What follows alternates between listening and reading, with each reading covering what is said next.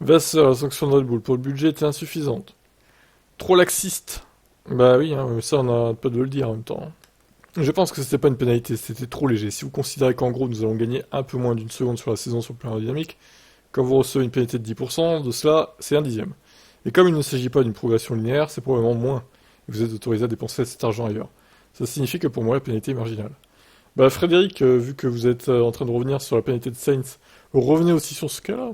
Tant que vous y êtes, allez-y. Hein. Droit de regard de Ferrari. À la question de savoir s'il pensait que Red Bull avait fait du bon travail pour gérer la pénalité, ou bien que la pénalité n'est pas assez sévère, il a répondu les deux. Ils ont fait du bon travail, je reste convaincu que la sanction était trop légère.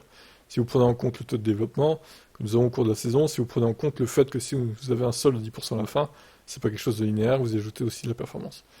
Et puis, ce que vous économisez dans la soufflerie, vous pouvez le dépenser ailleurs, pour économiser du poids par exemple.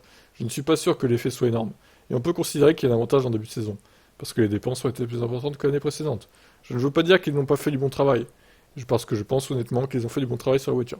Je n'essaie pas du tout de trouver des excuses, c'est pas ça. Mais si vous me demandez si la pénalité est trop légère, je réponds oui. Je suis d'accord avec ça.